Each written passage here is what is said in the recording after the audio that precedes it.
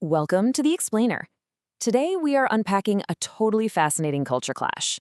It's the collision between our modern, hyper-convenient binge-watching expectations and the heavily structured high-stakes reality of old broadcast television. I mean, if you've ever watched a classic sci-fi show and sat there wondering why on earth they proudly ruined their own plot twists right there in the opening credits, well, you've experienced this clash firsthand. To see this dynamic in action, all you really have to do is look at modern reaction videos online. Creators and their audiences get surprisingly mad about this. They complain bitterly when the opening credits, quote-unquote, spoil a surprise guest. Like, imagine suddenly seeing LeVar Burton's name pop up at the very start of a Star Trek Voyager episode. Or they get incredibly annoyed by those weird, seemingly pointless little comedy scenes tacked onto the very end of classic sitcoms. So what's going on here? Why does this older format make modern viewers so incredibly frustrated? Well, it perfectly illustrates the core of the problem. Basically, we're taking our modern streaming grammar and applying it to a completely different language. See, our modern expectation, which has been completely shaped by binge-watching highly serialized prestige TV, is that every single scene must relentlessly advance the plot. But the old reality, it was totally different. Take those seemingly useless end scenes. They actually had a name. Tag scenes. And they weren't plot devices at all. They were actually emotional decompression chambers, specifically designed to gently buffer the audience between the climax of a fictional story and the harsh, jarring reality of the local evening news. Which brings us to part one of our explainer, surviving the broadcast ecosystem. You have to remember, in the classic network era, a television show absolutely did not have your guaranteed attention. Producers actually had to drag viewers through this super high-stress, real-time decision funnel. First, you read a little blurb in the TV guide, then you had to physically change the channel, then the opening sequence played, and finally you got to the first scene. At every single stage of this funnel, the network had only precious seconds to capture you before you just flipped to a competing channel. And back then, changing the channel meant you risked missing the start of another show forever, or, at least until the summer reruns rolled around. So the absolutely crucial concept here is something called audience flow. Basically, this is the empirically validated tendency of viewers to just stay on the exact same channel from one program to the next, entirely due to sheer inertia. Producers engineered literally everything in their shows as retention mechanisms to keep this audience flow completely intact. Every single cold open, every credit sequence, every closing tag.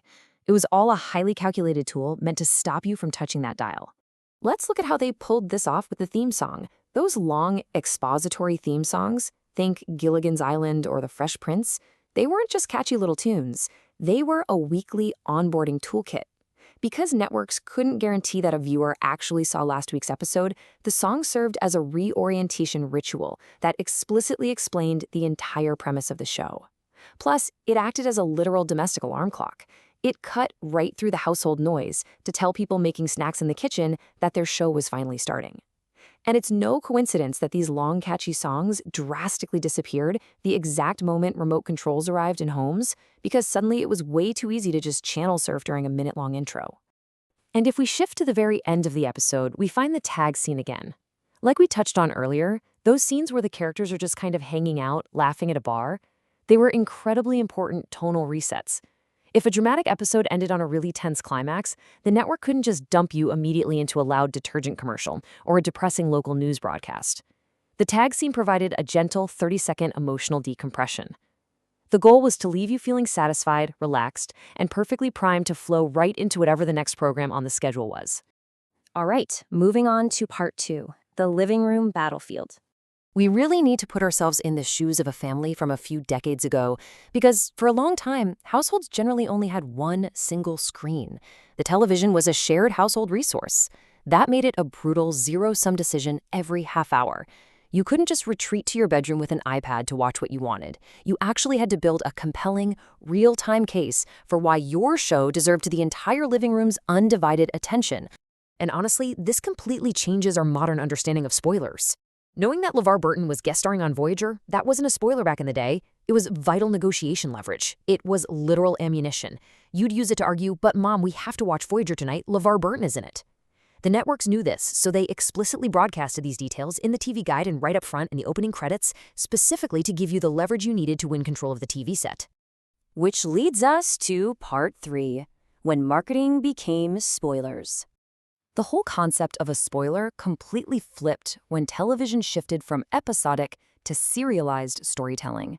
In episodic TV, like Columbo or The Love Boat, the entire world of the show hit the reset button every single week.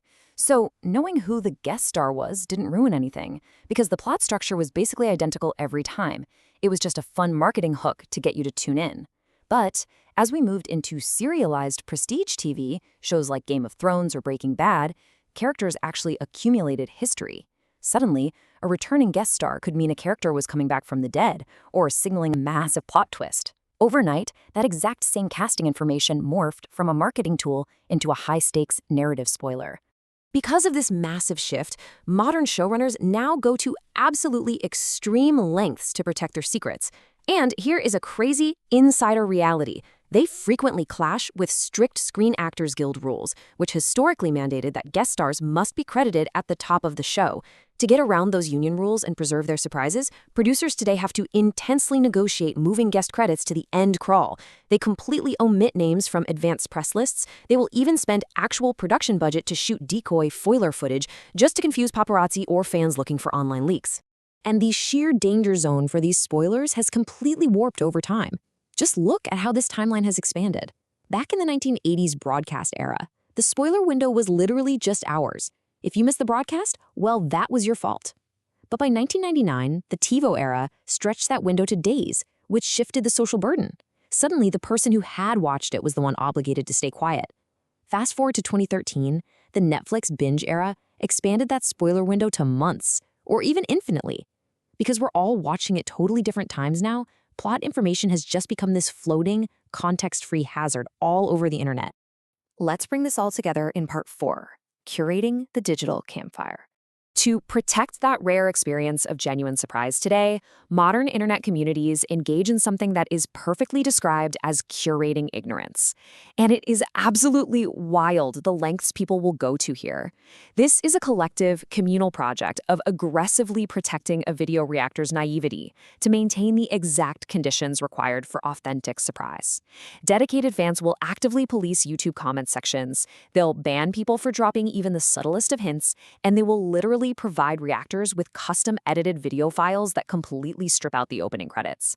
All of this effort just to ensure the reactor doesn't accidentally see a guest star's name and have the magic spoiled for them. It's fascinating when you contrast this with the old way we watched TV. The classic living room was simultaneous, shared family viewing. Everyone gasped at the shock at the exact same moment. But the modern reaction video, it's staggered, asymmetric viewing. The audience sitting in the comments already knows exactly what's going to happen. They're essentially acting as the knowing elders of the tribe, while the reactor on screen is the naive listener hearing the tale for the first time. And this brings us to an incredibly powerful insight. The pleasure isn't watching the show. The pleasure is watching someone encounter the show. Think about it. We can never watch Breaking Bad for the first time ever again. That ship has sailed. But by watching a new reactor experience it, we get to vicariously relive that original shock and awe through them. It's a direct, deeply emotional parallel to ancient oral storytelling traditions. The storyteller already knows the ending, right? But they find immense joy in watching the tale land on the wide-eyed faces of the tribe gathered around the campfire. So what this really shows us is that television has truly become our modern myth. Long-form serialized shows act as foundational texts for our culture. And reaction videos, they serve as witnessed cultural initiations, literally welcoming a new person into the shared fandom. By aggressively protecting their first time, we get to renew the magic of the story for the older fans. Ultimately, it proves a really beautiful point. Despite all our isolated, personalized screens, human beings still deeply, fundamentally, crave shared communal discovery. Which leaves us with this final, crazy thought to ponder. We just spent decades fragmenting the living room, buying more and more individual TVs, and developing incredibly complex on-demand streaming networks, all so we could finally have complete, solitary control over our own screens. Yet, if that's what we truly wanted, why are we now spending so much time, energy, and effort building these elaborate digital campfires, heavily curating ignorance and policing comment sections, just so we can recreate the feeling of watching TV together again?